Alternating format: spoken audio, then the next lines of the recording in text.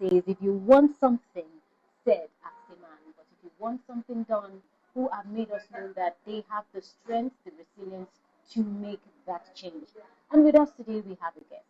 And before I get you into the details, we will be having a vox pop as well, where we're giving a topic and reaching out to people to ask for their opinion on that interesting topic. So let's get the show on the road right now. So they say that fashion is not just about fabric. It's all about an identity. It's all about building a legacy. And this is what our guest has done so far in our field. She is a creative director and she wears many hats. She's an entrepreneur, she's an educator, a manufacturer, and she is also an ambassador. Welcome with me, Ambassador Adeosun Ruth Okoyemi. Thank you for coming. Thank you, ma'am, for having You me. for being part of She World. It's a pleasure. So before Ambassador came in, All right. you were Ruth. So how did Ruth get into the world of handling a sewing machine? How did that journey start? Okay. The journey started when I finished university. In fact, it was even after I finished my master's degree. That was when I decided to go for what I really, really love doing. Because before, I do see when dresses are being made, I would just be wondering, how did this person achieve this? How was this fabric cut? And what was the sewing process? So then I didn't know in life that I'm going to go into fashion. In fact, I didn't know I'm going to be a fashion teacher in my life. Let's not talk of being a bulk garment manufacturer. So that has been what has been on my mind. Like, okay, fine, if someone can do it, I can also do better. So, and it all started when I left the university, and as a typical Nigerian, after school, what next? You start job hunting, and the enthusiasm was there. Like, I really, really want to do this. I want to your 8 to 4 or your 9 to 5, So what did you whatever. study in I read university? mass communication. Okay. All right. So I've even been in your radio station one time ago, like that. Okay. I was one of the ITF students in those days. Whoa. In those days of Mr. Tunde Ajayi, when he was the program coordinator, director of programs, yes, assistant director of programs, then Mr. Jerry Shobalujo and the likes. So then, after several applications like that, we'll get back to you. We'll get back to you. I was like, for how long will you be getting back to me? As a woman, every day I'm getting older in age, and I don't want that to deprive me of what I really want to achieve or to be in life. So it all started in a corner in my room, the room my father gave me as a spinster. Yes. So I created a corner in my room, and from there I started. I started like that. So I went to a fashion school actually. Apart from the small ones I've been learning before, so I went to a fashion school. Then from there, after my training and all stuff, then I started little like that. So from there, I kept going, and here we are today. You said training little by little before the major training. Yes. Does that mean maybe growing up you had a little training into it? No. When I finished university, right? There'll be a waiting period before you get mobilized for your NYSC. So it was that period I first of all learned fashion, and it was not like it wasn't a fashion school standard that time. So it was when I finished 7, I went for my APCON induction like that in 2012. Then from there again, I went for my master's degree outside Nigeria. So I came back. I was like, because if staying outside Nigeria is like I'm a second class citizen, so I prefer to come back to my dear country, Nigeria. So I just felt like if I told my friends, see, let's go, like, and we live together. So I'm going back to Nigeria. So and we came back. So then I started the job application again like that. But when it was not just forthcoming, I said, okay, so I have small change with me like that. So before we squander everything, as a young girl, So then I started Central Fashions and Academy. Oh, so that's when the old dream started. Yes, ma'am. Well, you know, some people stick just to the sewing machine. Okay. What led to the bulk creation of bulk materials? You know, because the sewing machine to have a fashion house, that's a big deal on its own. Okay. Now, adding the bulk manufacturing to it again, how did that house? What triggered that? Initially, I started as a bespoke tailor. Like, let's say, you know, we want to do wedding or Okay. want to do a naming ceremony and stuff like that. You know, those ones is in units. Okay. So it got to a point that I looked at what else is selling. Like, we cannot only stick to bespoke tailoring. You know, I don't do bespoke. I still do bespoke tailoring. Well, you had to be. Yes, but I have to step up even in my equipment. You know, when you came, it was the other my other sewing room that you entered. So I had to upgrade in my equipment, the hands, because you cannot do bulk garments all by yourself. So, and we have others like, let's say, can you do us like 300, 500 of this singular piece like that? So with that, it gave us more. We could scale, yes, in bulk garments. Yes, we could scale very well because we have to make our dresses into boutique standard. Or yes, something that when you see you will love to buy. I can show you some of the samples as well. So like you have to make it like international standard. Okay, anybody that sees this is size 8, this is size 10, of so color like that. So that was how the bulk garment started. So that one too was maybe it was this one that we could afford before. Then from there, you know, we start expanding like that. So when we really dwell so much in the bulk garments production was when I was one of the beneficiary of the federal government MSME fund intervention. Okay. So that really helped us through Bank of Industry. So they came, they assisted us as a women entrepreneur, and here we are. Yeah. So now you have the fashion and you have the bulk material, and then you have the academy. Yes, ma'am. You wear too many hats. Oh. Many hats. So how did you now bring in the academy into it? What brought you that vision of saying, okay, I need to train other people as well? Okay, I even forgot to say that. That time I was still doing basically the bespoke tailoring as well. Yeah. I was teaching. Even as at that time? Yes, I was teaching. I was teaching fashion. Wow. That's why I said I didn't know in my life that I would be a fashion teacher. Because initially I didn't. I used to think teaching is just like these 4 corners of the classroom. You go chalk, no. But I have to impact people.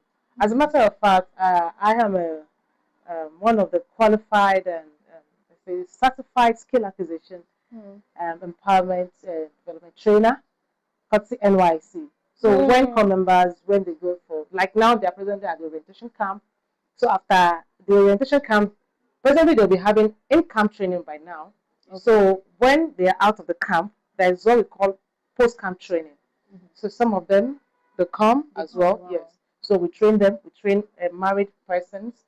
We train singles. Those are even awaiting admission like that. We train them, including people living with disabilities now. Wow, yes. That's massive. Yeah. Okay, so now with your fashion academy, having the fashion house and having to create bulk materials, has there been any point where men might come to you and say they want to be part of your world, they want to make it into their own business as well? Yes. As a matter of fact, I have male staff. Yes, I have male staff. Okay. Yes. Because the larger chunk of what we do, it's even the guys that handle it much. Yes, because sometimes it requires long hours of standing, of moving, of using the machines, like that. So we women too, we are trying, but when it comes to that energy, I always want to give it like this a little bit like, women, please, let's be calming down. So, and I've had men that want to work with me, and at the same time, I've had men the other way around, like competition is everywhere. So competition is everywhere. Hey, yeah, let me put it like that. So both LD and the unhealthy ones. So but sometimes they say when it comes to women, there's always conflict. Is it the same thing with working with men, especially in the industry? They could be, but a little different. So what's your experience with men that are you have worked with in the same industry? Actually, so far, God has been helping me. Honestly, I would say, because the way men are, you just have to. Sometimes you have to take it slow and steady. Especially, yeah, they might say, "Hey, this woman is talking to me. I'm a man, no, I'm a man in my house. Maybe the head in my house or something." But we nobody is here to say I'm the head and the tail. So we just relate ourselves like with ourselves professionally, like as So work there's demands. no competition, There's especially when it competition. comes to women and women. Yes, Because the competition is always there's high. there's if you when it comes to that competition, I've had a lot of experience. Take us through the challenges now. Oh God. Being in these three fields, the fashion, the bulk manufacturing of these materials, then having to have an academy at its own, tell us the challenges you might have been through. I've had a point in my life that I had somebody impersonating me that she is Central Fashions and Academy. Though it's a woman, yes. Very, very close to me, like a next door neighbor. And yes, sometimes people call me, this something, to get to a point that something like, should I tell this person this? But I have to use my head also in handling the situation. So how did you handle that? Because that's like a crime. It's a crime. It's a crime, and at the same time, not only that the person was even impersonating, the person wanted a violent situation, and I'm a mature person, so I'll deal with you accordingly. Yes. You deal with them accordingly. So you don't want to take us into the juicy details of the dealing. Let's do that. You don't want to take us into those details. But you know what? You have this manufacturing, you've had the fashion house, you have the academy. How have you been able to balance these three and also your personal life and also your marriage as well? How have you been able to balance them? Because some people want to know that, like, is it so easy? If I can achieve this all alone, if you and I partner together, we'll achieve more. You have to know. Yes. And when you have a supporting spouse and your family member as well, extended family at large, they believed in what. When my children were even very, very small, I'll be like, please, who is going to babysit for me? Like, it's not, yes, it's not that somebody, I'm doing an 8 to 4, 8 to 5 job, but I've got support system from my family. I have to give it to them. They have been very, very supportive. My spouse has been very, very supportive. Because if he didn't support me, I won't be able to go this far, honestly. So I have to give it to him. The same women who are achievers like you, there are times where they have burnout, there are times when they get exhausted, there are times they get overwhelmed. So how do you get yourself out of such situations? When you get to the point where you think, wow, I'm tired. Oh. So how do you recover and come back? When I'm tired, I give myself rest. Yes. Because the business, the life, they said the life of a business is longer than life of humans, with humans. So for us to enjoy life, we pray to God that God should give us life. So when I feel I'm tired, I'm burnt out, I go off the sewing machine. I leave the cutting table. Wow. I give myself rest. Yes. Even when there's a deadline? Even when there is a deadline. At least if I have 10-15 minutes of nap, it will save me the stress of like logging off, pata. That kind. So our rest is actually needed as women. See, we entrepreneurs, we do cheat ourselves. We overwork ourselves, honestly. Because even when we even get to, we still be thinking that customer said, and how do we achieve 50 pieces of this? How do we do this? Oh, tell us a person. No, at this time we put up. So we just have to take it slow and steady. Yeah. Yes. Now, with the fashion industry having to create materials and the academy on its own, what can you use to raise the Nigerian market? What's the Nigerian market gaining, and what's the Nigerian market losing? You mean in our local market? In our local markets, in Nigerian setting. Yeah, in Nigerian markets, we do fashion, we wear fashion. There's nothing we can do about that. Honestly, it's just that some people might say location matters and maybe your environment and Yeah. stuff like that. So, but it's a vast market. Mm. Honestly, fashion is selling fast. So I give it to us in Nigeria. We are doing good. So how do you source for sourcing for materials? Has it been really easy or difficult? Because Ah, when you ask some people, they say that they're contraband. Oh, they have products from another country. We don't buy our own product. But at the fabric same with you as well. sourcing, fabric sourcing. I can tell you, it's strenuous. You can buy a particular fabric in the market today. In fact, in the morning, Mm-hmm. and let's say, that my vendor, please, can you keep so number of yards? They'll tell you it's finished. There's no continuity. Hmm. It is whatever that they could get at that time. That I say, I want this thing in orange. You might be saying black, and the client needs that orange, or the client needs that blue. So That would be another stress. so most times, even when I get to market and maybe I'm at my vendor's place, I want to get fabric. I do what we call impulse buying. Just buy. Thinking. Once I see it and I know it's going to be good for a particular production, I buy it off, like everything. Hmm. Because I budgeted myself that I wanted to buy something before. Yeah. At the end of the day, that thing I budgeted, I will not be able to buy it at that time. But because of what we are facing, so I just need to buy everything like that. So it's a challenge for us. Fabric sourcing. Fabric sourcing. Yes. That's a major challenge. Yes. Now. Yes. And but you know. Then inferior materials also, we have them in the market. Yes. And they are mass producible more than the local ones. Wow. Yes. So what's one thing you wish you knew before you even started this journey? What's that one thing someone would have told you before you ventured into whatever you do? Or that thing that I think I knew. Huh. I should have started earlier. Okay. Yes, I should have started earlier. Those times I was still job hunting. I shouldn't have been doing that at all. I shouldn't be having that heartache that time. I will get back to you. I should have started earlier in life. Wow. So your last words to any woman out there, any man out there who seems lost. Fellow women, please continue to do that which you are doing. Don't relent at all. Do it, because that thing is achievable.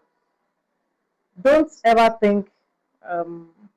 Appreciate yourself, please. Let me say this.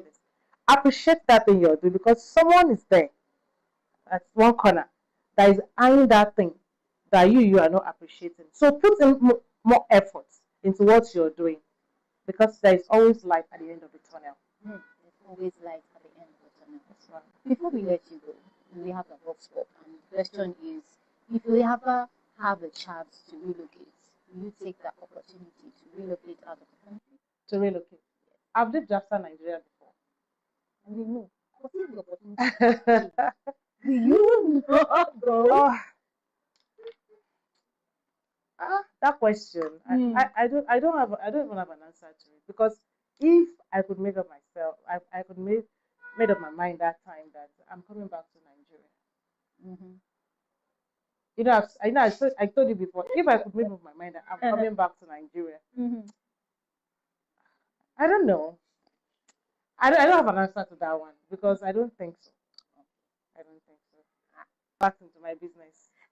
Because there is actually a machine that is waiting in the machine that we need right now. Okay, so that's another one. Wow, thank you so much for being part of She World. She is Ambassador Adeosun Ruth Okoyemi, creative director, entrepreneur, educator, manufacturer, and ambassador. Thank you. You're welcome, ma'am. So now we go for the box.